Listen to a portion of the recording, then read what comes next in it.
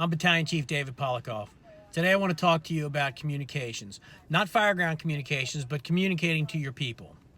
Knowing your teams and your own communication style is one of the leadership qualities that will strengthen your business the most, or your company, or your shift.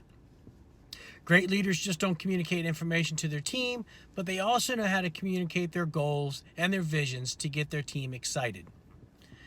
You can't underestimate the power of words.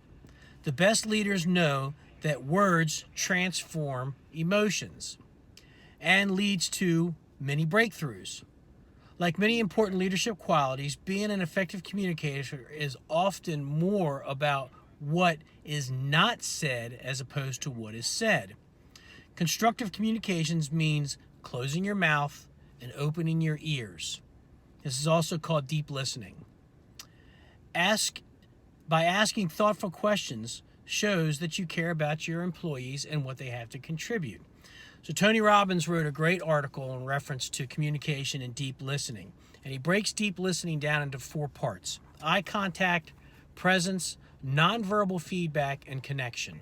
So I want to go through a little bit about what Tony Robbins talked about and then see if you can apply this in your everyday life, whether you're in business or in the fire service or what have you.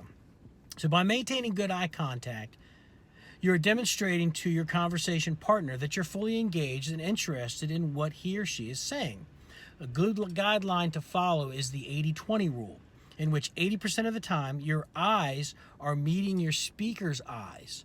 20% of the time, your eyes are roaming as you gather information about things that you want to say. Talking about the second part of presence. The average person speaks between 135 and 160 words per minute, although my son will probably speak about 900 words a minute if you don't cut him off. But anyway, the average person's brain works between 400 and 600 words per minute. This means that your mind is going a lot faster than the conversation that you are having with your partner or the person that you're talking to. It makes it easy for your mind to kind of drift off. It's up to you to stop your mind from shifting away from the conversation and be truly present listening to your partner speaking. Not only will you be able to fully absorb what your partner says, but you'll be able to understand in kind, which makes them feel appreciated and understood. The third part of deep listening is nonverbal feedback. There's nothing worse than speaking to someone who gives you no verbal feedback. Like talking to any teenager, a lot of times they're not going to give you any facial expression. You're not even going to be understanding, are they paying attention to you? It's like talking to a wall. Make the effort to give the occasional nod, the smiling, so that lets your partner or the person that you're talking to know that you are engaged and you're talking to them. These are nonverbal feedbacks. The last is making connection. When you're speaking one-on-one with somebody, position your body in a way that's non-threatening.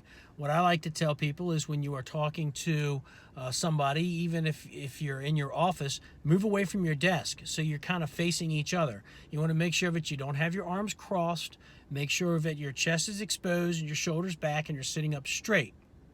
Okay? A lot of times you can kind of fold your hands in front of you and keep them on the desk. These are non-threatening connections that you're making with the person that you're talking to, and they're going to be a little more open to a conversation. I know this is a little longer than what I normally deliver, but I thought this information is really key when it talks about communication. So next time you're out talking to your shift or you're having a kitchen table conversation or even a hot wash, use these verbal cues, these communication cues, to make the connection with the people that you're trying to talk to. Remember, listen 80% of the time, talk 20% of the time. Thanks a lot for this week's Side Alpha Leadership Snippet.